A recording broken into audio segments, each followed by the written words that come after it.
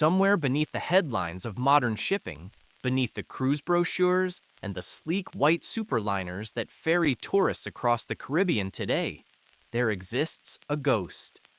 Not the spectral kind that haunts seafarers in old legends, but something more persistent. A memory, a standard against which all ocean liners have been measured for more than a century. The RMS Mauretania no longer exists. She was dismantled piece by piece in a Scottish shipyard in 1935. Her steel likely melted down, her magnificent wood paneling stripped and sold, her engines silenced forever.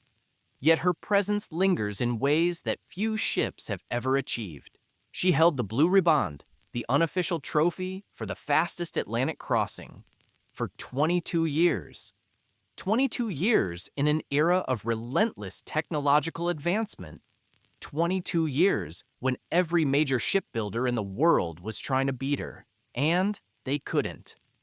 When President Franklin D. Roosevelt learned that the Mauretania was being sent to the breakers, he wrote a private letter of protest. He had sailed aboard her. He had felt her power, her grace, her impossible speed. He famously remarked that every ship has a soul, but the Mauretania had one you could talk to. At times, he said, she could be wayward and contrary as a thoroughbred. But this is not simply the story of a fast ship. Speed alone does not inspire the kind of devotion that the Mauretania commanded. This is the story of a vessel born from national crisis and corporate desperation. A ship designed to reclaim British dominance of the Atlantic from German rivals who had humiliated the once supreme Royal Merchant Navy. A floating palace whose interiors were crafted from 28 different types of wood by 300 craftsmen working for 2 years. A workhorse that carried soldiers to war and brought the wounded home. And ultimately, a ship that outlived her era, becoming an elegant anachronism in a world racing toward aviation and economic collapse. This is the story of the RMS Mauretania, the speed queen too fast to catch. If you enjoy stories like this about the great ships of history, consider subscribing to the channel. To understand why the Mauretania existed at all, you must first understand the world that demanded her creation. And that world, at the turn of the 20th century, was one where national prestige was measured in tonnage, where shipping supremacy meant global dominance, and where the British Empire was facing an unprecedented challenge to its maritime authority. For most of the 19th century, Britain had ruled the waves without serious contest. Britannia quite literally ruled the waves. British shipyards produced the largest vessels. British shipping lines operated the most luxurious passenger services. The Union Jack flew from more merchant vessels than any other flag. This was not merely a matter of pride. It was the foundation of an empire that spanned a quarter of the globe. But in 1897, something happened that shook the foundations of British maritime confidence. A new German ocean liner, the Kaiser Wilhelm der Grosse, entered service with the North German Lloyd Line. She was enormous, displacing over 14,000 tons. She was lavish, with interiors that rivaled the finest hotels in Europe. And most importantly, she was fast. With a top speed exceeding 22 knots, the Kaiser Wilhelm der Grosse captured the Blue Riband on her maiden voyage, ending decades of British dominance of the Atlantic speed record. The Blue Riband was not an official prize. There was no trophy, no certificate, no formal recognition. But it mattered. It mattered intensely. The ship that held the record for the fastest Atlantic crossing attracted the wealthiest passengers, the most valuable cargo contracts, and the most prestigious mail subsidies. Speed meant money. Speed meant prestige. And suddenly, Germany had both. The Kaiser Wilhelm der Grosse was only the beginning. Within a few years, the Germans launched a succession of even larger and faster vessels. The Deutschland, the Kronprinz Wilhelm, the Kaiser Wilhelm II. Each one pushed the boundaries of naval engineering. each one reminded the British shipping industry that it was losing the race. At around the same time, another threat emerged from an unexpected direction. The American financier J.P. Morgan was building a shipping empire.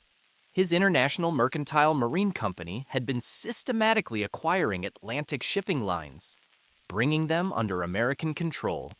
In 1902, Morgan delivered his most stunning blow. He purchased the White Star Line, Britain's second-largest transatlantic carrier and one of the most storied names in maritime history. The implications were staggering. The British merchant fleet, the backbone of the empire's commercial power, was being absorbed by American capital. The Germans controlled the speed records. The Americans were buying the companies. Britain's maritime supremacy was crumbling from both directions. The Cunard Line found itself in an impossible position. Founded in 1839, Cunard was Britain's premier transatlantic carrier, but the company lacked the resources to compete with either German engineering or American capital. Its current fleet of ships, including the Campania and Lucania, had once been the fastest on the Atlantic. Now they were outclassed. Cunard could not afford to build the massive new vessels that would be required to challenge the Germans, and the threat of Morgan's consolidation meant that the company itself might become an American acquisition. In desperation, Cunard turned to the British government. What followed was one of the most consequential negotiations in maritime history. The terms that emerged in 1903 were extraordinary. The British government agreed to loan Cunard £2,600,000 at a reduced interest rate of 2.75%, repayable over 20 years. This was not merely a loan, it was a statement of national priority. Adjusted for inflation, the sum would exceed £300 million in today's currency. In exchange, Cunard committed to building 2 massive new liners capable of maintaining a service speed of at least 24 knots, fast enough to reclaim the Blue Riband from Germany. But there was another condition. The ships had to be designed for rapid conversion to armed merchant cruisers in the event of war. The Admiralty would have the right to requisition them. Cunard would receive an additional annual subsidy of £150,000 for carrying the Royal Mail and maintaining vessels suitable for military service. The deal was done. Britain was investing in its maritime future. 2 new ships would be built, larger than anything that had come before, faster than the German speedsters, and luxurious enough to attract the wealthiest passengers on the Atlantic. The ships would be called Lusitania and Mauretania, sisters but not twins. One would be built in Scotland, at the John Brown shipyard on the River Clyde. The other would rise in England, at the Swan. Hunter and Wigham Richardson works at Wallsend on the River Tyne. The race to reclaim British supremacy had begun.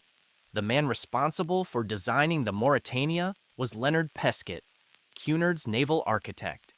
Pescott faced challenges that no shipbuilder had ever confronted.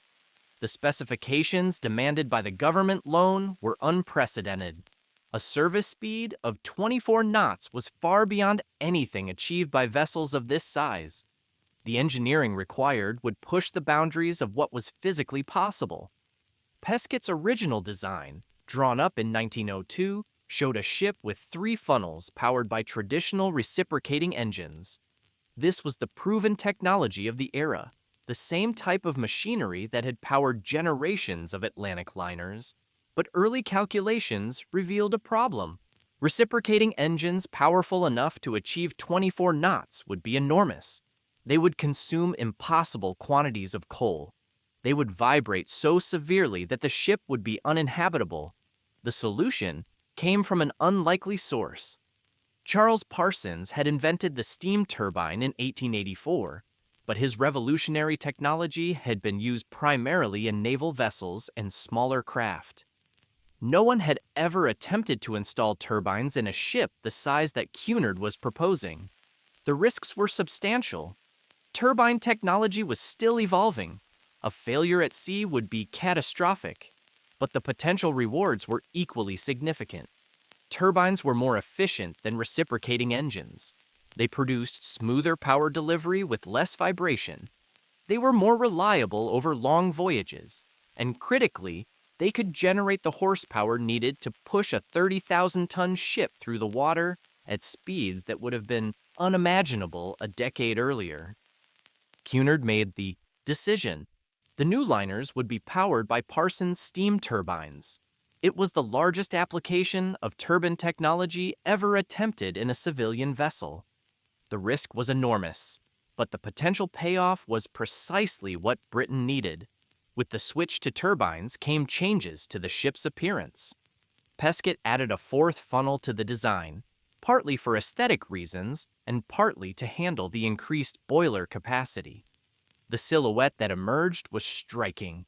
4 tall funnels raked slightly backward, a sleek hull with an aggressive clipper bow, a superstructure that suggested speed even when the ship was at rest. The Lusitania and Mauretania would look nearly identical from a distance, but there were differences. The Mauretania was 5 feet longer than her sister. Her ventilators were distinctive cowl-shaped structures, rather than the barrel-shaped vents on the Lusitania. And crucially, her turbines incorporated 2 additional stages of blading in the forward engines, giving her a slight but significant edge in potential speed. The construction contract was awarded to Swan, Hunter, and Wigham Richardson, a consortium of shipbuilding families that had merged specifically to bid for this prestigious project. The company had taken a controlling interest in the Wallsend Slipway and Engineering Company, which held licenses to manufacture Parsons turbines. This meant that the Mauretania's hull and engines could be built in close coordination, eliminating the logistical complications that might arise from separate contractors. On August 18, 1904, one day after the Lusitania's keel was laid at John Brown's Clydebank Yard, workers at Wallsend positioned the first steel plates for yard number 735. The RMS Mauretania was beginning to take shape. The Wallsend shipyard had never seen anything like it. At its peak, approximately 3,000 men worked on the Mauretania's construction. They labored in conditions that would horrify modern safety inspectors, surrounded by the deafening clatter of riveting hammers, the spark and hiss of welding torches, and the ever-present danger of falls, crushings, and industrial accidents. Unlike many shipyards of the era, Swan Hunter constructed the Mauretania under covered berths. Massive roof structures shielded the growing hull from the harsh northeastern English weather, allowing work to continue through rain and cold that would have halted construction in an open yard. The investment in these protective structures was substantial, but it accelerated the building process significantly. The hull rose in sections, steel plates riveted together by teams of men who developed a rhythm as practiced as any orchestra. The riveter would heat the rivet in a portable forge until it glowed cherry red, then toss it to a catcher who positioned it in the pre-drilled hole. A holder-on would press against the rivet from behind, while the riveter hammered the exposed end into a smooth dome, binding the plates, together with a joint that would have to withstand the pounding of Atlantic storms for decades. The scale of the project was staggering. The Mauretania's hull required millions of rivets. Each one was driven by hand. Each one had to be perfectly placed. The slightest imperfection could become a point of failure, a leak that might doom the ship in heavy seas. The shipyard consistently requested additional guidance from Cunard, and progress reports noted that work on the Mauretania was proceeding satisfactorily, but not as rapidly as on the Lusitania at John Brown's yard. Part of this may have been the learning curve associated with the covered berths. Part may have been the challenges of coordinating such an enormous workforce, but the quality of the work was never questioned. By the summer of 1906, the Mauretania was ready for launch. The ceremony was scheduled for September 20th, and the Duchess of Roxburgh agreed to serve as sponsor. The launch of such a large vessel was not a simple matter. Engineers had constructed a scale model of the hull, testing it repeatedly to ensure that the actual ship would slide smoothly into the River Tyne without incident. On the appointed day, crowds gathered along the riverbanks. The Mauretania sat on the slipway, her hull painted in a distinctive light gray that made the ship's lines clearer in the black and white photographs that would document the event. This was standard practice for the first ship of a new class, a concession to the limited photography technology of the era. The Duchess swung the champagne bottle. The crowd held its breath. And yard number 735 began to move, sliding stern first toward the water with gathering speed. The splash as she entered the Tyne sent waves washing against the opposite bank. The largest moving structure ever built by human hands was afloat. At the time of her launch, the Mauretania displaced over 31,000 tons and measured 790 feet in length. She was not merely the largest ship in the world, she was the largest moving object ever constructed. Nothing on wheels or rails or roads came close. Only the pyramids of Egypt rivaled her in sheer scale of human ambition, and unlike the pyramids, the Mauretania was designed to move. But the launch was only the beginning. The hull that floated in the Tyne was an empty shell. The real work of transforming her into a working ocean liner was about to begin. The fitting out of the Mauretania took more than a year. During this period, the ship was transformed from a steel shell into what contemporary observers called a floating palace. The interiors would become legendary, establishing standards of luxury that influenced ship design for decades. Cunard entrusted the interior design to Harold Peto, a distinguished English architect known for his work on country houses and landscape gardens. Peto approached the commission with a philosophy that set the Mauretania apart from her sister ship. Where James Miller designed the Lusitania's interiors in light colors with extensive use of plaster and gold leaf, creating bright, airy spaces that photographed beautifully, Peto chose a dramatically different aesthetic for the Mauretania.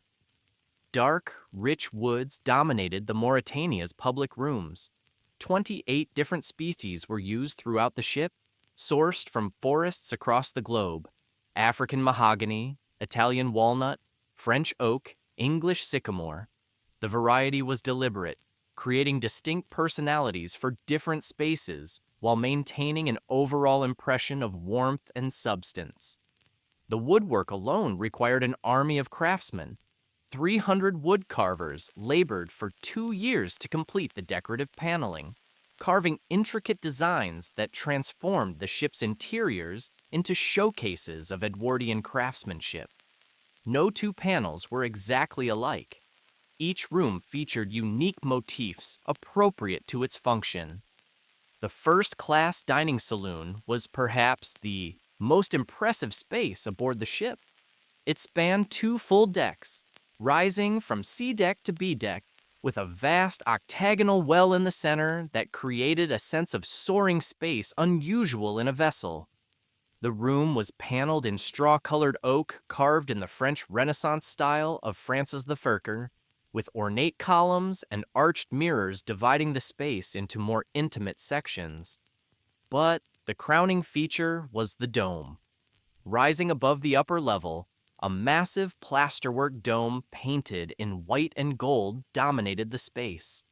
The design featured interlacing groins decorated with classical motifs and plaques depicting signs of the zodiac. Hidden lighting behind the dome's rim created a soft glow that bounced off the pale plasterwork and radiated warmth across the dining room below. The effect was theatrical in the best sense, creating a 3-deck-high apartment that made diners feel they were eating beneath an open sky rather than inside a steel hull crossing the Atlantic. The lighting throughout the ship deserved special mention. Electric lighting was still relatively new in 1907, and the Mauretania's designers used it to dramatic effect. Concealed fixtures illuminated the dome from behind, creating gradual gradients of light that changed the mood of the space throughout the day. Chandeliers hung at strategic points, their crystal pendants catching and scattering light across polished wood and gleaming brass. The technology was cutting edge, but the aesthetic was timeless. The lower level could seat 328 passengers, while the upper level accommodated 140 more. An innovative feature of the dining saloon service was the introduction of an a la carte menu without additional charge. This provided passengers with the benefits of a flexible meal service, without the additional cost or social segregation of a separate restaurant. Cunard dispensed with the long galley tables that had been standard on earlier liners, replacing them with smaller tables seating 2 to 12 diners. The arrangement created intimacy within the grand space. Initially concerned with the motion of such a fast liner, the company retained fixed swivel chairs bolted to the floor. Following the ship's re-entry into service after the First World War, these were replaced by freestanding armchairs, and the table sizes were reduced further still. From the late 1920s, a movable cinema screen was fitted in the room for showing films after dinner, a concession to the changing tastes of the modern age. This was dining on a scale that rivaled the grandest hotels in Europe. The food matched the setting. Cunard's kitchens could serve multiple courses of the finest cuisine, presented by a staff trained to anticipate every passenger's need. Adjacent to the dining saloon, a walnut grand staircase connected all 6 decks of passenger accommodation. The staircase was a masterpiece of craftsmanship, its balustrades carved with flowing designs that seemed to guide the hand naturally upward. The wood was selected for its grain patterns, and each section was positioned to complement its neighbors. Light from skylights above filtered down through the well, creating shifting patterns of illumination that changed with the angle of the sun and the motion of the ship. Beside the grand staircase, a series of elevators with grills made from lightweight aluminum offered an alternative for those who preferred not to climb. The elevators were a rare feature on ocean liners of the era, one of many innovations that set the Mauretania apart from her predecessors. The aluminum grills represented cutting-edge metallurgy, lighter and more durable than traditional iron, while maintaining the decorative elegance that first-class passengers expected. The first-class lounge occupied a prominent position on the boat deck, paneled in rich African mahogany with elaborate carved details that gave the space the feeling of an exclusive gentleman's club.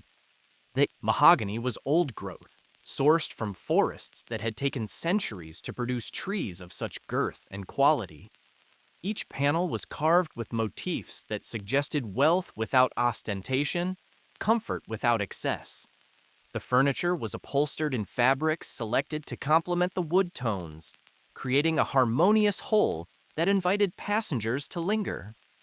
Windows along both sides of the lounge offered views of the ocean, framed by heavy drapes that could be drawn against the glare of the setting sun or the gray monotony of stormy weather.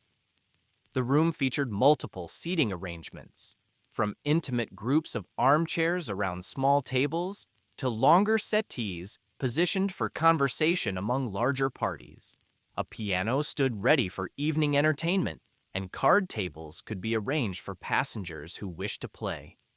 Nearby, the smoking room featured more mahogany, this time in deeply carved panels that created alcoves for intimate conversation.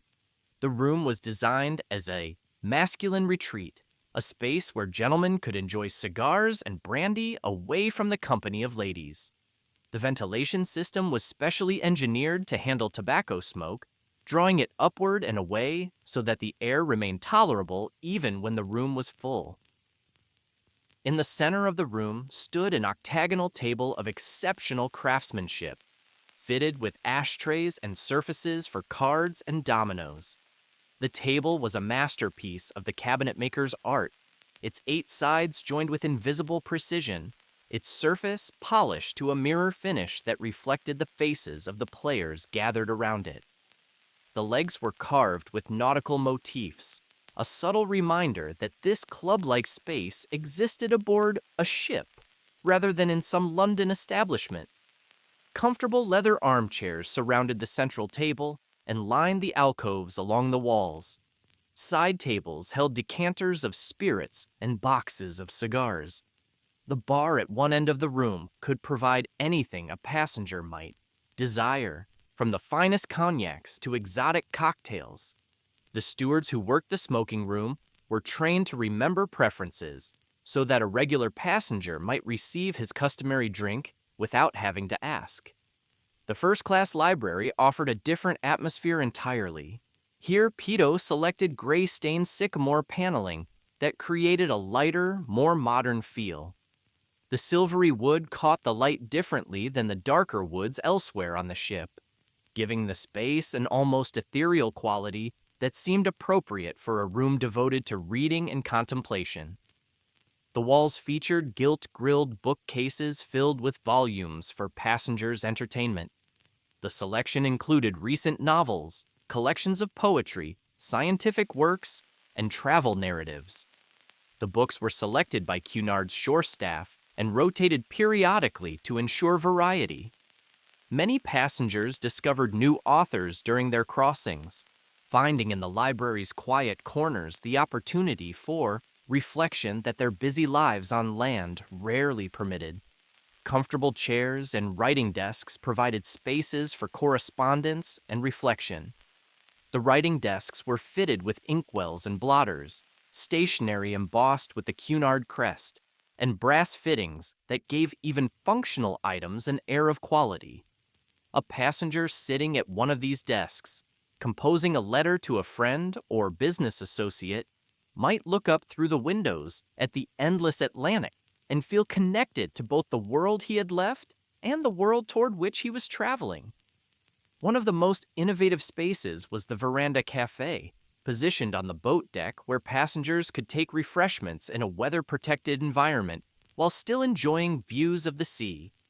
The original design was partially open to the elements, but experience quickly proved this impractical, and the space was enclosed within the first year of service. Second-class accommodations, while naturally less elaborate than first class, nonetheless represented a significant step forward in comfort for middle-class travelers. The second-class drawing room featured teak paneling in a simplified Georgian style, with comfortable settees arranged in intimate alcoves. Many passengers remarked that the second-class spaces would have passed for first class on lesser ships. Even third class, traditionally the most utilitarian section of any ocean liner, received attention to design and comfort. While the accommodations could not compare with the upper classes, they represented a substantial improvement over the Spartan conditions that steerage passengers had endured on earlier vessels. Swivel chairs in the third-class dining room allowed flexible use of the space, and the general activity room provided gathering space for passengers who might otherwise have been confined to cramped cabins. When the fitting out was complete, the Mauretania was not merely a ship. She was a statement, a declaration that Britain could match and exceed anything the Germans or Americans might produce. The speed that her turbines would deliver was important, but the luxury of her interiors was equally vital to reclaiming Britain's position as the premier maritime nation. The ship was ready. Now she had to prove herself. On November 16, 1907, the RMS Mauretania departed Liverpool on her maiden voyage to New York under the command of Captain John Pritchard. Crowds lined the docks to witness the departure of the largest ship in the world, her four funnels trailing smoke as she gathered speed toward the Irish Sea. The Atlantic had other plans. Almost immediately, the Mauretania encountered savage weather. Heavy storms battered the ship throughout the crossing, testing both her structure and the endurance of her passengers. The conditions were so severe that the spare anchor stored on the forecastle broke free of its lashings and had to be resecured under dangerous circumstances. Minor damage to the superstructure accumulated as the ship fought her way through mountainous seas. Despite the conditions, the Mauretania performed admirably. Even against the storm, she averaged approximately 22 knots, an impressive speed for a vessel battling such fierce opposition. The turbines delivered power smoothly and reliably, vindicating Cunard's controversial decision to adopt the new technology. The hull proved sound. The ship reached New York without serious incident. The maiden voyage had not claimed the Blue Riband. That would have been impossible in such conditions. But Cunard and the British public were satisfied. The Mauretania had proven herself seaworthy. Speed records could wait for calmer weather. They did not have to wait long. On the return voyage from New York to Liverpool, departing on November the 30th and arriving on December 5th, 1907, the Mauretania encountered more favorable conditions. She seized the opportunity, pressing her turbines toward their limits.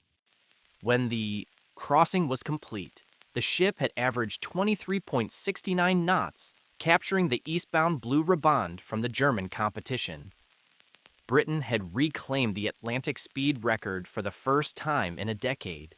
The Mauretania was a national sensation.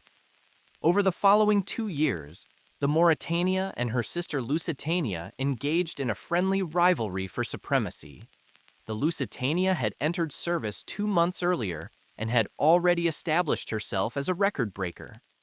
Now the two British sisters passed the Blue Riband back and forth, each voyage an opportunity to demonstrate that the other's time could be beaten. The rivalry captured the public imagination. Newspapers tracked the ship's progress with the attention now reserved for sporting events. Passengers booked passages specifically to be aboard when a record was attempted. The competition between the Scottish-built Lusitania and the English-built Mauretania took on overtones of regional pride, with supporters of each yard insisting that their ship was superior. The captains played a role in this drama. John Pritchard commanded the Mauretania during her early voyages, a steady presence whose seamanship had guided the ship through her stormy maiden crossing. His counterparts on the Lusitania were equally skilled, and the question of which crew could extract the most speed from their vessel became a matter of professional pride as well as national interest. In September 1908, the Mauretania suffered a potentially serious incident. During a stormy crossing, the ship entered a deep trough between two enormous waves. Her stern rose out of the water, exposing the propellers to air. Unhindered by the resistance of water, the massive bronze blades spun wildly, generating intense centrifugal forces. One blade on a low-pressure propeller shattered from the strain. The unbalanced propeller caused severe vibrations that passengers described as a hammering on the ship's sides. Panic spread through the vessel as passengers wondered whether the ship was breaking apart.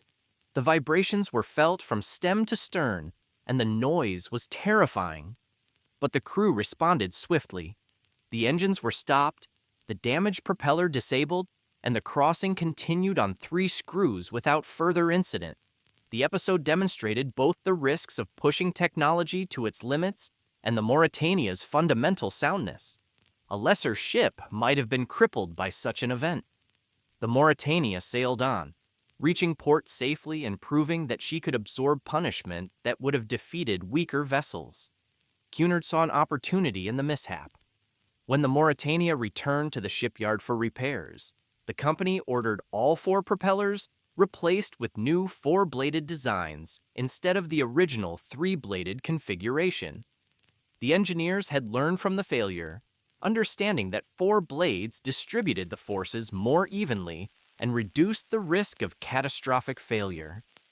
The change improved efficiency and reduced the vibration that had been a persistent, if minor, complaint from passengers traveling in the stern sections of the ship.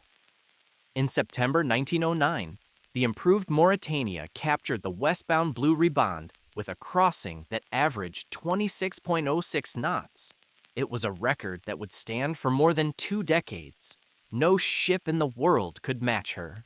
The Speed Queen had claimed her throne, and she would not relinquish it easily. The years between 1909 and 1914 represented the Mauretania's golden era. She was the fastest, most famous, and most beloved ocean liner in the world. Wealthy passengers competed for spaces aboard her crossings. The best suites were booked months in advance. Traveling on the Mauretania was not merely transportation, it was an experience. The passenger manifest during these years read like a social register of the Edwardian elite. Politicians and industrialists, artists and aristocrats all chose the Mauretania for their Atlantic crossings. Winston Churchill sailed aboard her. So did Charlie Chaplin. The Duke and Duchess of York, who would later become King George VI and Queen Elizabeth, crossed on the Mauretania. President Franklin D. Roosevelt developed his lifelong affection for the ship during voyages in these years. The routine of an Atlantic crossing had its own rhythms. Passengers would rise to find breakfast available in the dining saloon, then spend their mornings strolling the promenade decks or reading in the library. Luncheon was a lighter meal than dinner, but still elaborate by modern standards. Afternoons might include games on deck, tea in the lounge, or quiet conversation in one of the many seating areas scattered throughout the ship. Dinner was the social centerpiece of each day. First-class passengers dressed formally, gentlemen in white tie and tails, ladies in their finest gowns. The multi-course meals were masterpieces of Edwardian cuisine, accompanied by wines and spirits selected to complement each dish. After dinner, the smoking room became the domain of the gentlemen, while ladies retired to the drawing room or lounge. The crew that maintained this floating hotel numbered over 800. Stewards attended to passenger needs with discretion and efficiency. Chefs prepared thousands of meals each day in kitchens that operated around the clock. Engineers monitored the turbines that drove the ship across the ocean, watching gauges and adjusting valves to maintain the steady power output that kept the Mauretania racing toward her destination. And below decks, in conditions that passengers never saw, stokers labored in the hellish heat of the boiler rooms. Before her conversion to oil in 1921, the Mauretania consumed nearly 1,000 tons of coal per day when running at full speed. That coal had to be shoveled from bunkers into furnaces, a backbreaking task performed in temperatures that regularly exceeded 120 degrees Fahrenheit. The men who did this work, known collectively as the Black Gang, were the hidden engine of the Mauretania's speed. A stoker's shift lasted 4 hours on and 8 hours off, around the clock, for the entire crossing. The work was brutal. Coal dust filled the lungs. The heat sapped strength. Burns were common, from hot coals, from scalding steam, from metal surfaces that could sear flesh on contact. The firemen who tended the furnaces had to monitor flames while enduring conditions that would have been unbearable for most passengers. When the boilers required cleaning, the Black Gang faced even more dangerous work. Men would climb into the ash pits while they were still warm, shoveling out the accumulated residue from hundreds of tons of burned coal. The air was thick with particles. The heat was oppressive. And the work had to be done quickly because the ship's schedule did not pause for maintenance. The engineering staff that oversaw this operation numbered 446 during the coal-burning years. They worked in a hierarchical structure as rigid as any military organization, from the chief engineer who reported directly to the captain, down through the ranks of assistant engineers, leading stokers, and ordinary firemen. The hierarchy existed because lives depended on it. A mistake in the engine room could cause an explosion, a fire, or a loss of power that might doom the ship in heavy weather. Despite the harsh conditions, positions in the Black Gang were sought after. The pay was better than many shore jobs available to working-class men in Edwardian Britain. The work was steady, with voyages following a predictable schedule, and there was a certain pride in being part of the crew that drove the fastest ship in the world. When the Mauretania captured a speed record, the men who shoveled coal shared in the achievement. The class divisions that characterized Edwardian society were rigidly enforced aboard the Mauretania. First-class passengers occupied the most desirable spaces amidships, where the ship's motion was least pronounced. Second-class passengers were positioned aft of first class, with their own dedicated public rooms and dining facilities. Third-class passengers occupied the stern and forward sections, areas where the ship's vibration and motion were most noticeable. Barriers between the classes were physical as well as social. Gates and doors prevented third-class passengers from wandering into areas reserved for their social betters.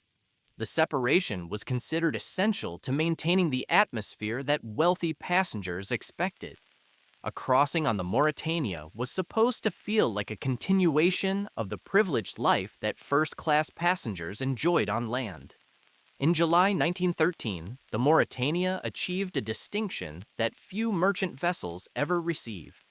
King George V and Queen Mary came aboard for a personal tour, marking the first time that a reigning British monarch had visited a Cunard vessel. The ship was dressed in flags for the occasion, and the royal party inspected the public rooms and engineering spaces with evident interest. The visit confirmed the Mauretania's status as a national symbol, a floating representation of British achievement. But the golden years were ending. On January 26, 1914, tragedy struck during a refit in Liverpool. A gas cylinder exploded in the turbine room while workers were performing maintenance. 4 men were killed instantly. 6 more were seriously injured. It was a brutal reminder that even in port, the great ships of the era were dangerous environments. The Mauretania was repaired and returned to service within 2 months. But the world she returned to was changing rapidly. In June 1914, an Austrian archduke was assassinated in Sarajevo. Within weeks, the great powers of Europe were at war. The golden age of Atlantic travel was about to end. On August 4, 1914, Great Britain declared war on Germany. The RMS Mauretania, the pride of the British merchant fleet, immediately became a target. German naval forces and submarine commanders would have considered her destruction a significant blow to British morale and transport capability. Cunard responded by sending the Mauretania on a dash across the Atlantic to Halifax, Nova Scotia, where she arrived on August 6th. The Canadian port offered relative safety from the submarine threat that would soon make the Atlantic crossing a gauntlet for merchant vessels. The British Admiralty, recognizing the ship's potential military value, requisitioned both the Mauretania and her fleetmate Aquitania for conversion to armed merchant cruisers. The conversion never happened. The enormous size of the vessels that had made them symbols of British maritime achievement now became liabilities for military service. Their fuel consumption was staggering. Their massive profiles made them easy targets, and their speed, while impressive for passenger service, was not sufficient to justify the resources required to operate them in combat roles. The Mauretania was released from requisition and briefly resumed civilian service, though the Atlantic crossing had become far more dangerous than in peacetime. Unlike her sister Lusitania, the Mauretania was not repainted in the dark grays and black that might have offered some protection from submarines. The decision proved fortunate. On May 7, 1915, a German torpedo struck the Lusitania off the coast of Ireland. The ship sank in only 18 minutes, killing 1,198 people, including 128 American citizens. The loss of the Lusitania shocked the world and would eventually contribute to American entry into the war. For the Mauretania, it meant the end of regular passenger service. Cunard could not risk losing another of its premier vessels to submarine attack. The ship was laid up in Liverpool, her magnificent interiors gathering dust while her operators waited to see how the war would develop. The wait ended in May 1915 when the British government ordered the Mauretania converted to a troop ship for the Gallipoli campaign. British and Allied forces were attempting to force the Dardanelles, hoping to knock the Ottoman Empire out of the war and open a supply route to Russia. The campaign would become one of the great disasters of the conflict, but in its early stages, there was hope that a swift victory might shorten the war. The Mauretania's luxurious fittings were stripped or covered. Her hull was painted gray. Soldiers replaced paying passengers, packed into spaces never designed for military transport. The ship made several voyages to Mudros Bay on the Greek island of Lemnos, where the Allies had established their base for operations in the region. On one of these voyages, the Mauretania faced the threat that had destroyed her sister. A German submarine fired a torpedo at the massive target, but the Mauretania's speed, the very characteristic that had made her famous, saved her. The crew spotted the torpedo's wake and took evasive action. The Keiji, weapon missed.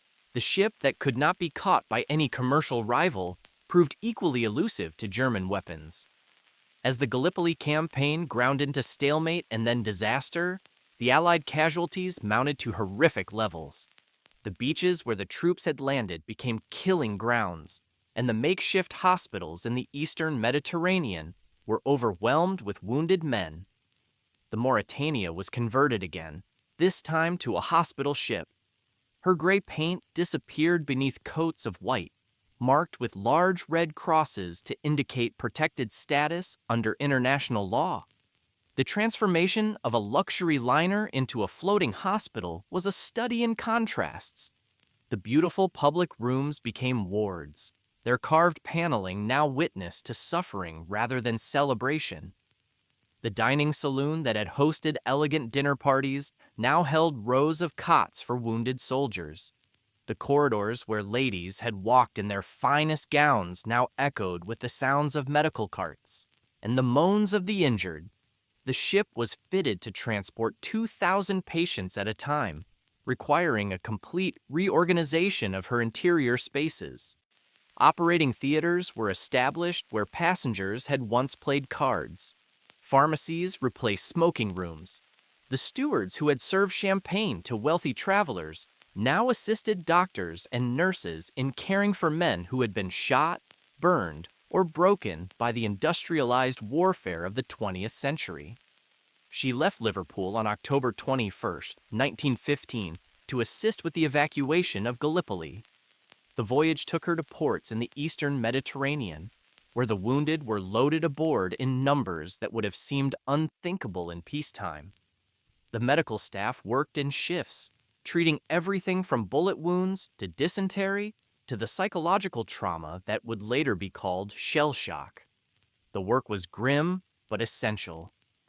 The Mauretania ferried the wounded from the beaches where the campaign was collapsing to hospitals in Egypt and beyond, where they might receive the specialized care that a ship, however well equipped, could not provide. Some men died during the crossing. Most survived, thanks in part to the speed that had once made the Mauretania famous. A fast ship meant less time at sea, less time for infections to spread, less time for wounds to worsen without proper surgical facilities.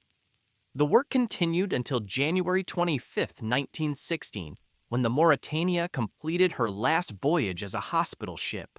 The Gallipoli campaign had ended in Allied withdrawal, a defeat that would resonate through military and political history for generations.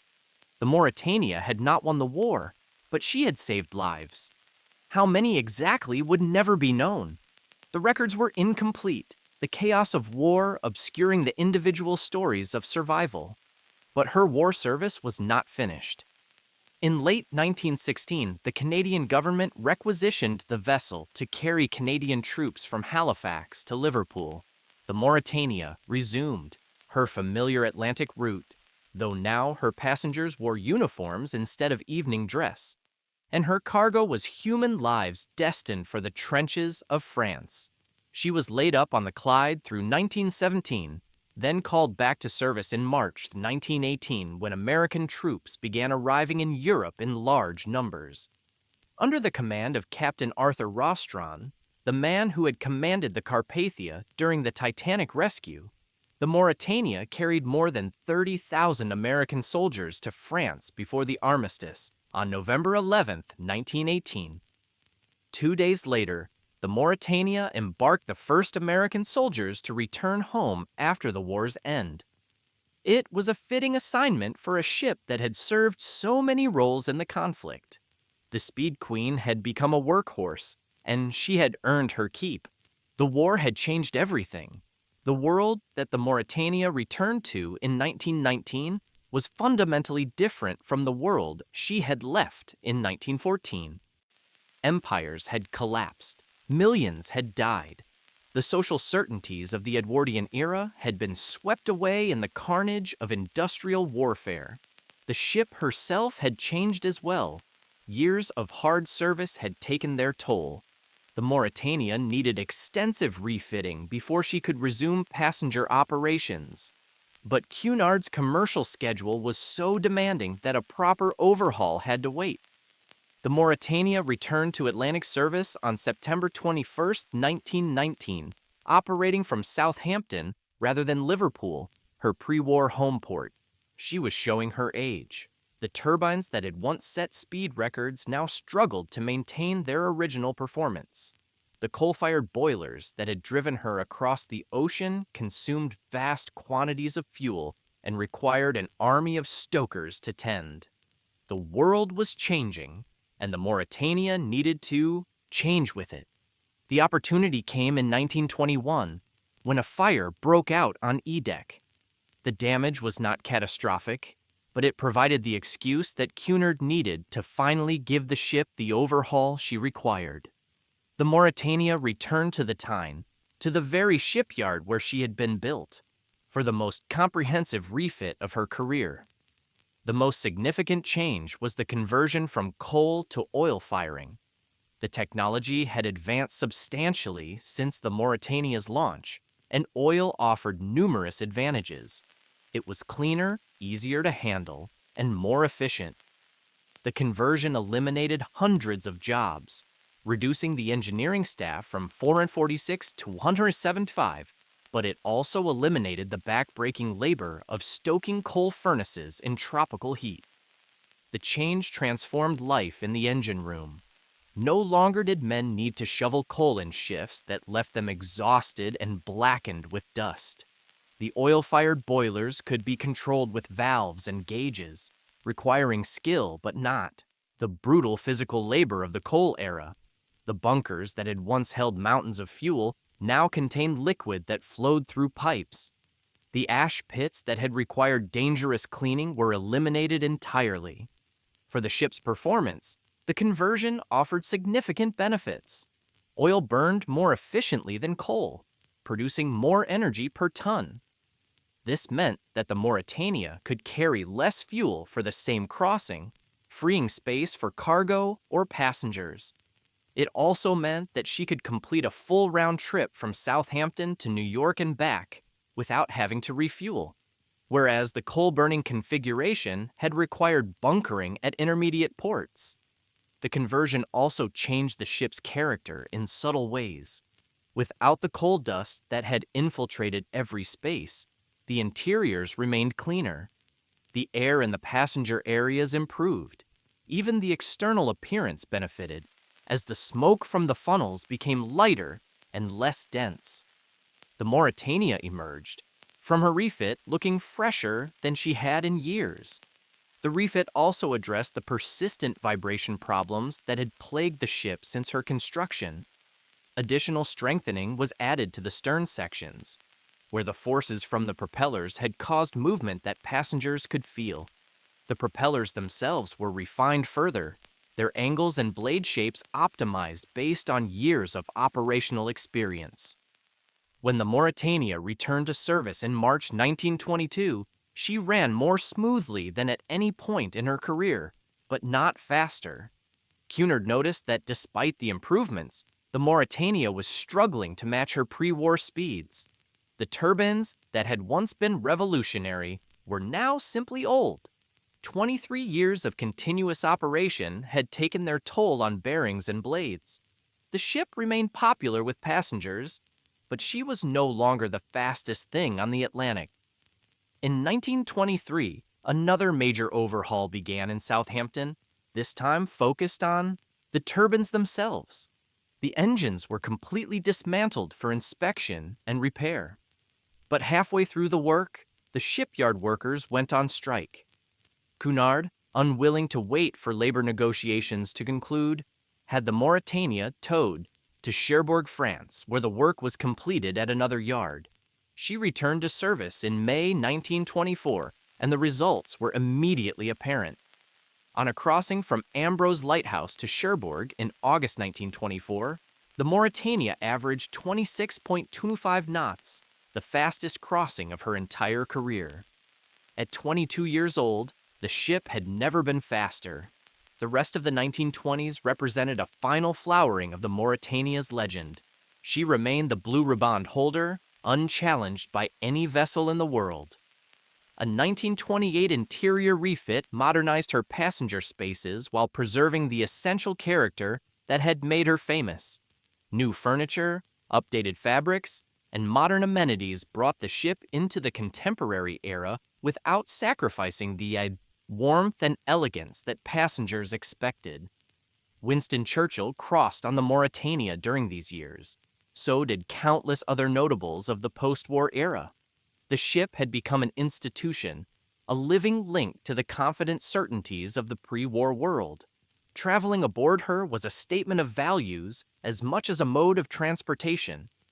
But time was running out. In August 1928, two new German liners were launched. The Bremen and the Europa represented the latest in naval architecture, designed from the beginning to capture the Blue Riband that had eluded Germany for 2 decades. They incorporated every technological advance of the intervening years. They were faster, more efficient, and more modern than anything afloat. The Germans had studied the lessons of the Mauretania and Lusitania carefully. They understood what had made the British ships successful, and they had improved upon every aspect of the design.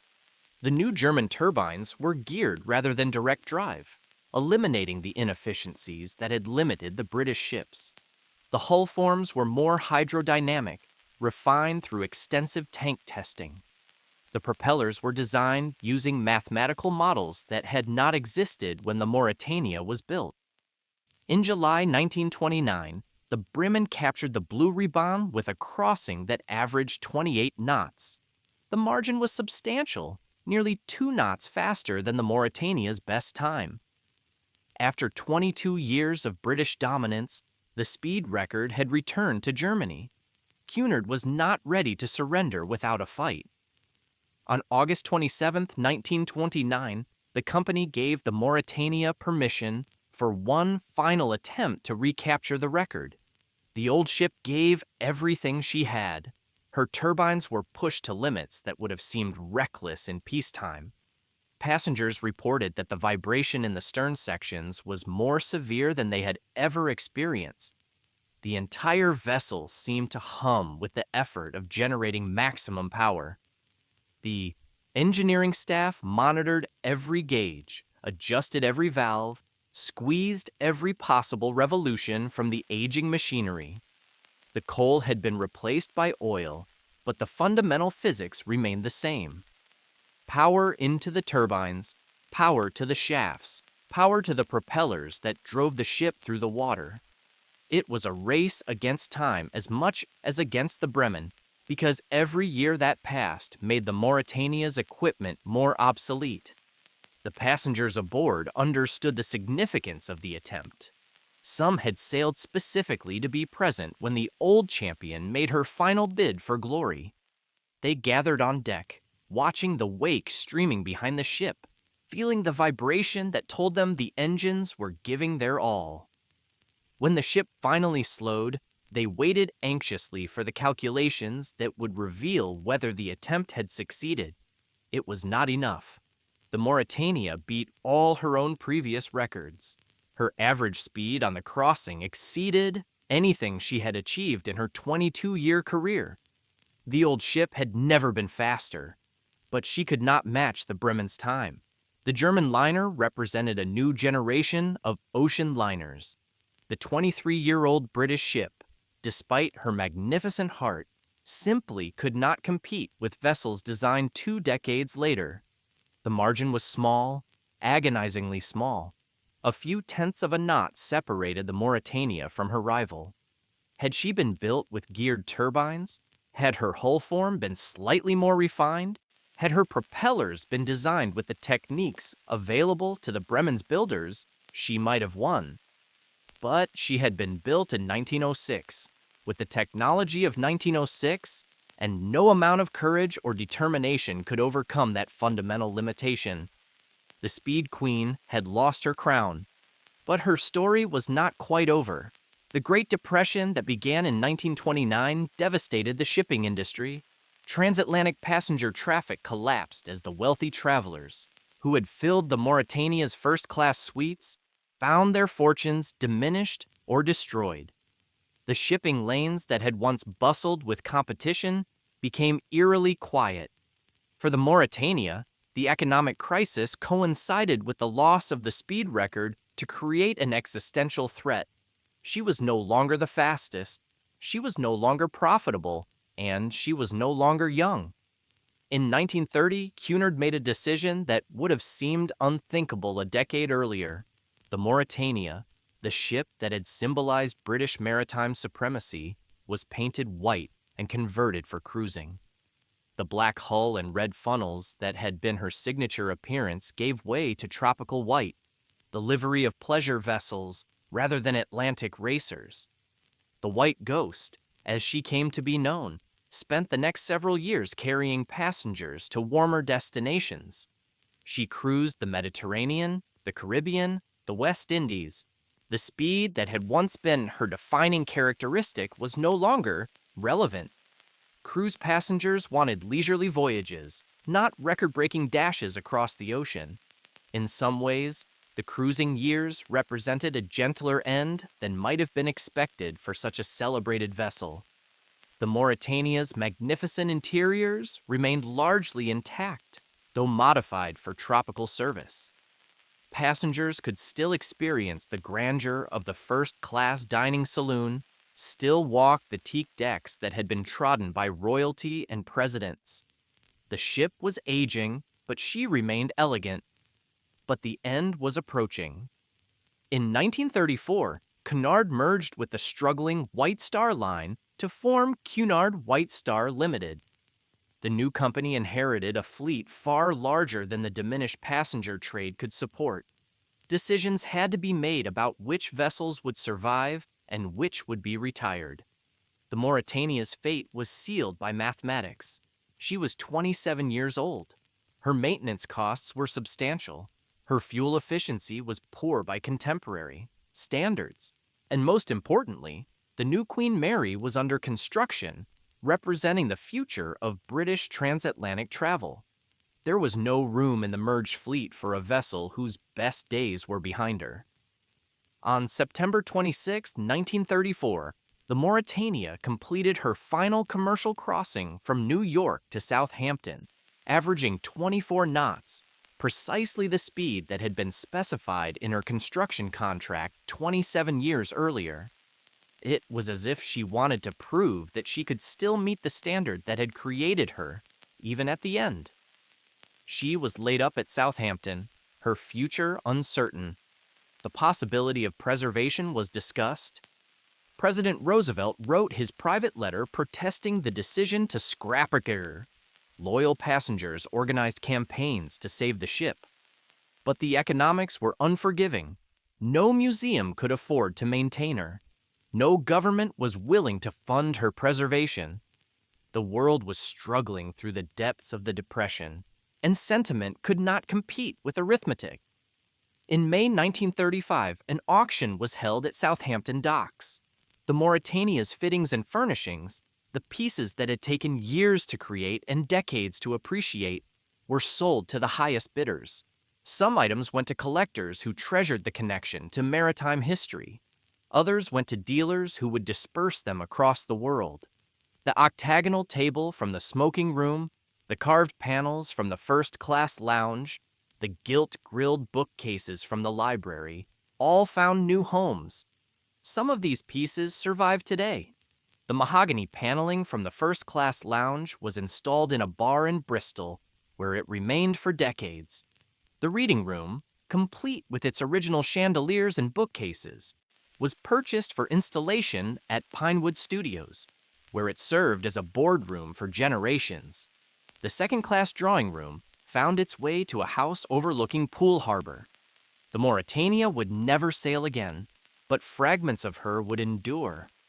On the evening of June 30th, 1935, the first watch in months came on duty aboard the Mauretania.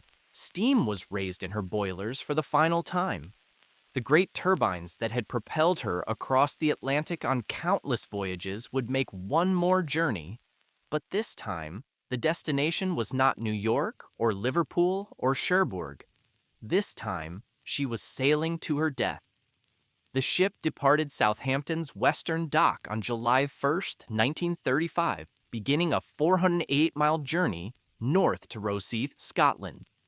Captain A.T. Brown commanded the vessel with a skeleton crew and a handful of invited passengers who had been granted the melancholy privilege of accompanying her on this last crossing.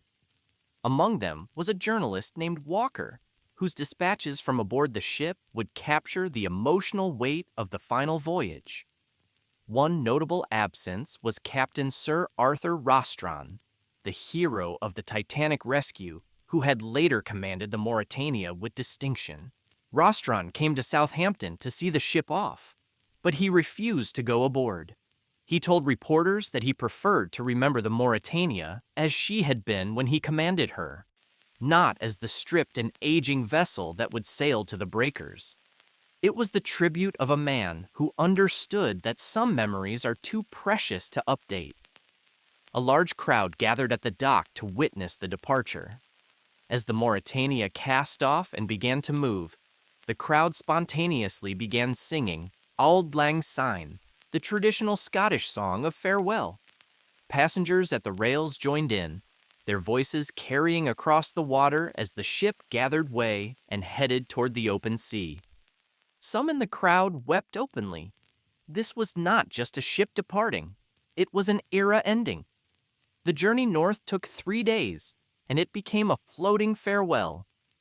Walker reported from aboard that all the passengers used the first-class saloon as their gathering place, since it was the only habitable public room left. Half served as their dining room, the other half as their lounge. The ship proceeded up the east coast at a sedate 15 to 18 knots, just within sight of land. Pathetic notes still directing passengers to golf practice nets and tennis courts prompted a slight outbreak of energy among the skeleton crew, who removed the outdated signage. As the Mauretania passed down the English coast, signals were exchanged with shore stations and other vessels. Rockets were fired from her bridge as she passed certain landmarks, announcing her presence to communities that had watched her steam past for decades. The coastal towns turned out to watch, their inhabitants standing on headlands and harbor walls to catch a final glimpse of the legendary ship. Overnight, as she passed Scarborough, more rockets lit the sky. Walker radioed ashore that in the darkness she might still be England's greatest and fastest ship, and the sirens sounding for her might be England's welcome for yet another record breaker. But the darkness could not last, and daylight revealed the truth of her condition. The next day, July 2nd, she approached the River Tyne, the place of her birth. The Mauretania had left these waters 29 years earlier as the largest and fastest ship in the world. Now she was returning to say goodbye. She stopped at Tyneside for half an hour, drawing crowds of sightseers who lined the riverbanks to witness the passage of a legend. Men who had worked on her construction nearly 3 decades earlier came to see her one last time. Some had since retired. Some had moved on to other ships. Some had never found work quite as meaningful as the years they had spent building the greatest ocean liner of their age. The Lord Mayor of Newcastle came aboard to bid the ship farewell on behalf of the people who had built her. Rockets were fired. Messages were exchanged. The ceremony was brief but formal, a recognition that the Mauretania belonged to Newcastle as much as she belonged to Cunard or to Britain. and then Captain Brown resumed his course north. Approximately 30 miles north of Newcastle lies the small seaport of Amble, Northumberland. As the Mauretania passed, the local town council sent a telegram to the ship. The message read simply, "Still the finest ship on the seas." The Mauretania's radio operators responded with equal simplicity. "To the last and kindliest port in England, greetings and thanks." To this day, Amble describes itself as the friendliest port, a title earned by that final exchange with a ship that would never return.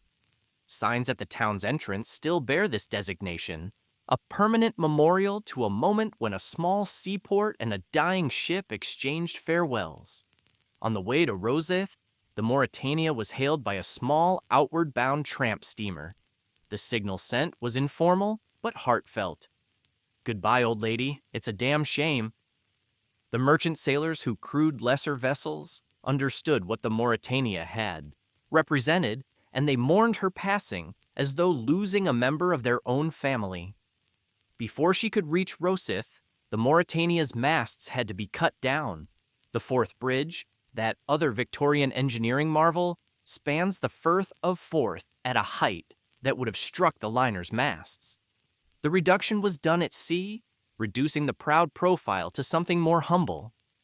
In the early hours of July 4th, 1935, the Mauretania passed beneath the Forth Bridge and approached the metal industries ship-breaking yard at Rosyth. A half gale was blowing. The weather matched the mood. As the ship entered the lock to the main basin, a solitary figure stood on the quayside. He was a piper, dressed in full Highland regalia from the Black Watch Regiment. As the Mauretania came to rest for the final time, the piper began to play. Some accounts say he played Auld Lang Syne, the same song that the crowd had sung at Southampton.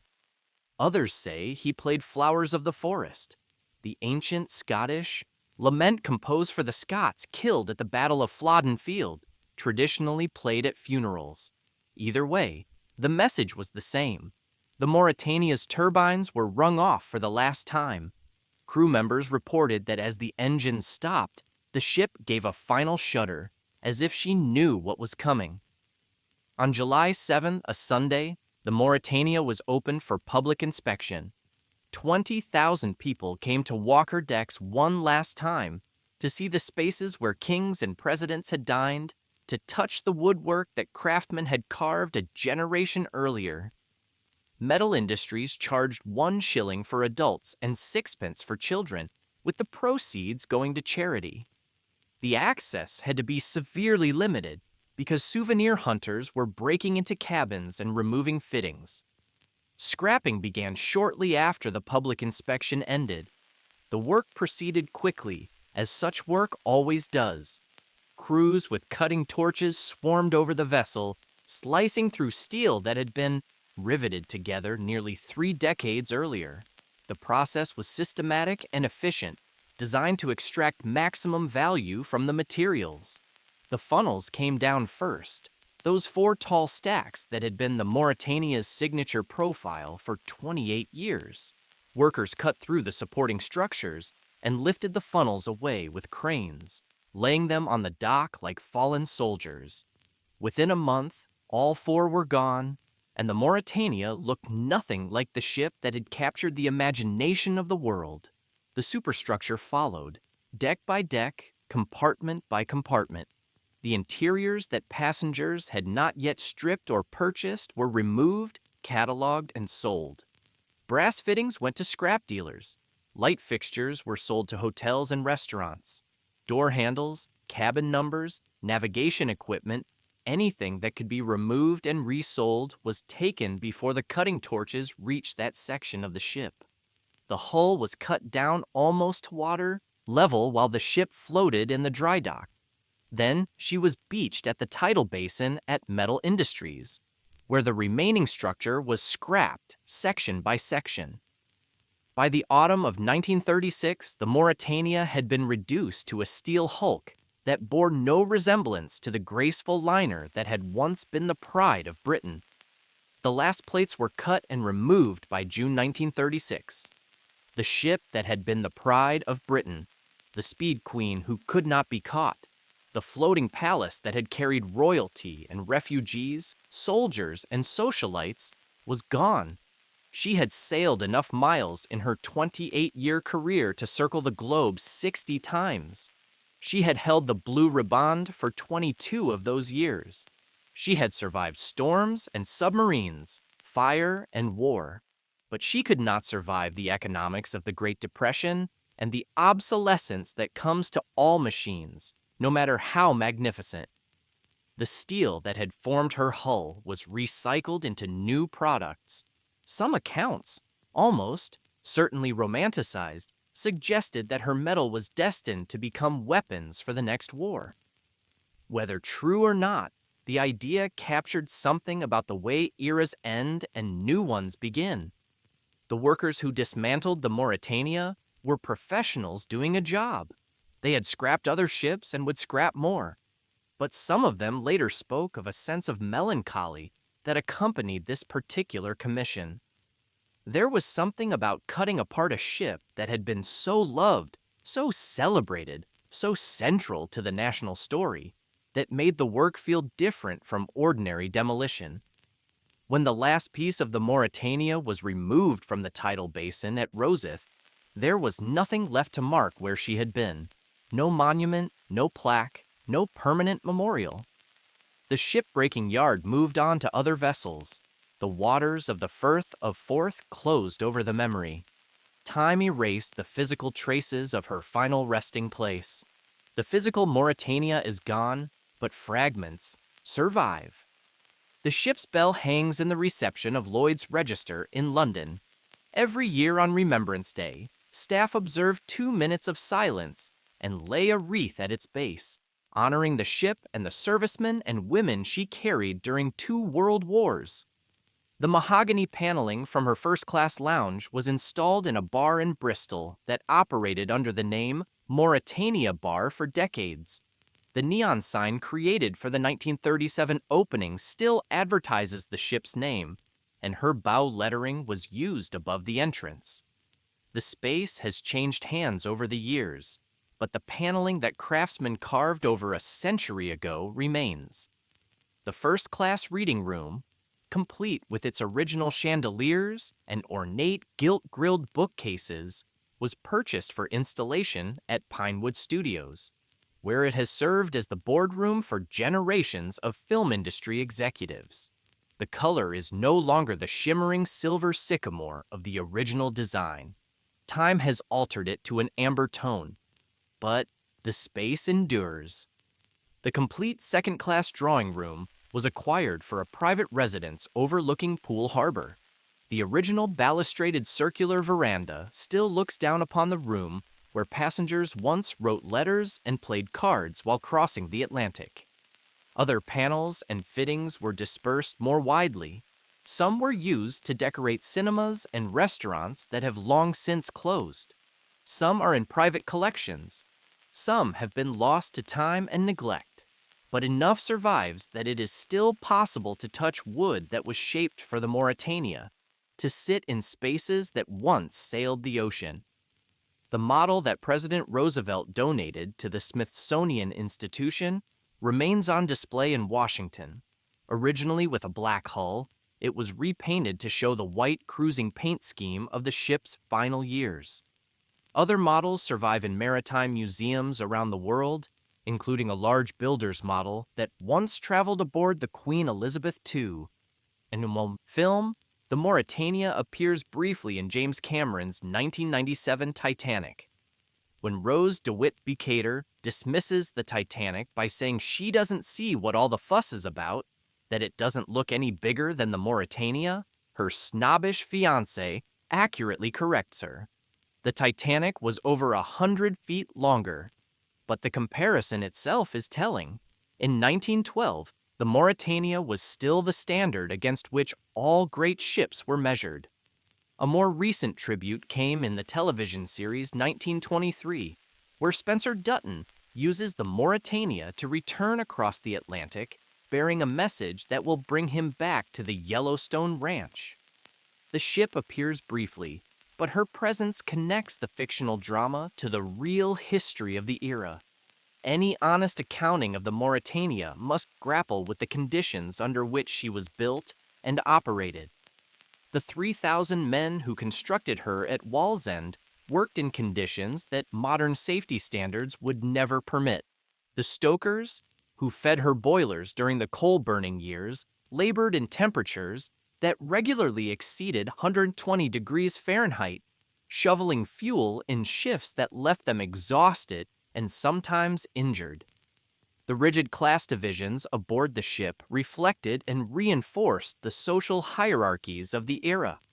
Third-class passengers, many of them emigrants seeking new lives in America, were confined to the least comfortable sections of the vessel, while wealthy travelers enjoyed levels of luxury that few could even imagine. The gates that separated the classes were not merely symbolic. They were physical barriers that enforced the belief that different sorts of people belonged in different sorts of spaces. The workers who built the ship received modest wages for dangerous labor. The crew who operated her worked long hours for pay that, while competitive for the industry, would seem absurdly low by modern standards. The wealth that flowed through the Mauretania in the form of passenger fares and cargo fees and mail subsidies largely enriched shareholders and executives rather than the men and women who made the voyages possible. These realities do not diminish the Mauretania's achievements, but they must be acknowledged. The ship was a product of her era, and that era was one of profound inequality. The beauty of her interiors was created by craftsmen who could never have afforded to travel in the spaces they built. The speed that made her famous was powered by workers who toiled in conditions that would horrify modern observers. What, then, is the Mauretania's legacy? She was a symbol of national pride at a time when nations measured their worth in ships and speed. She was a technological marvel that pushed the boundaries of what was possible, proving that steam turbines could power vessels of unprecedented size and velocity. She was a floating palace that demonstrated that functionality and beauty were not incompatible, that a working ship could also be a work of art. She served in war, carrying soldiers to battle and bringing the wounded home. She survived threats that destroyed her sister. She held a speed record for more than 2 decades in an era of relentless technological advancement, a testament to the quality of her design and construction. And she inspired affection that endures nearly a century after her demolition. Franklin Roosevelt's remark that the Mauretania had a soul you could talk to captures something real about the ship. Great vessels develop personalities. They become more than the sum of their steel and wood and machinery. The Mauretania became a character in the story of the 20th century, a participant in history rather than merely a backdrop. Captain Sir Arthur Rostron, who had commanded her with distinction, provided the most fitting epitaph when the ship was retired. "She gave of her best," he said, "served Cunard well, was an honor and a credit to her builders, to her owners, and to Britain, was loved by all who ever served on her, and admired by all who crossed on her. Few ships have earned such praise. Fewer still have earned it so completely." The RMS Mauretania represented something specific about her era. She was a statement of confidence, a declaration that the problems of engineering could be solved, that nature could be conquered, that human ingenuity could create machines of unprecedented power and beauty. She was born from national crisis and corporate desperation, but she became a symbol of achievement. She also represented something that her era was about to lose. The confidence that built the Mauretania, the belief that the future would be bigger and faster and more luxurious than the past, was shattered in the trenches of the First World War. The Edwardian world that created her was swept away. The certainties that she embodied became memories. In some ways, the Mauretania's long career was an act of resistance against change. She held her speed record for 22 years. because no one built ships as ambitious as she was. The war interrupted progress. The Depression stunted investment.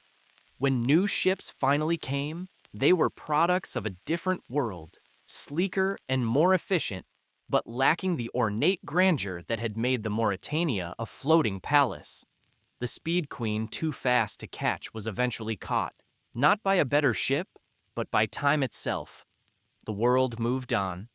Aviation emerged as a faster alternative. Economic forces rendered the great liners obsolete. The Mauretania's end in a Scottish shipbreaking yard was not a defeat. It was the inevitable conclusion to a story that had to end somewhere. But ending is not the same as being forgotten. The Mauretania endures in the fragments that survive, in the stories that are still told, in the admiration that people feel for machines that represent the best that human beings can achieve. She was not perfect. The era that built her was not perfect, but she was magnificent, and that magnificence continues to resonate nearly a century after her final voyage. At Rosyth, where the piper played his lament as the ship arrived for scrapping, there is nothing left to mark the spot. The shipbreaking yard has changed hands multiple times. The waters where she was dismantled have seen other vessels come and go. Time has erased most traces of her presence, but somewhere, in a Bristol bar, rich mahogany panels still gleam with the polish that craftsmen first applied over a century ago. In a pinewood boardroom, executives still meet beneath chandeliers that once swayed with the motion of the Atlantic. In the Smithsonian, a model ship reminds visitors of a time when crossing the ocean was an adventure rather than a commodity. The Mauretania is gone, but her soul, the soul that Roosevelt said you could talk to, endures in the memories and the fragments and the stories. She was the Speed Queen too fast to catch. And in the ways that matter most, she still is.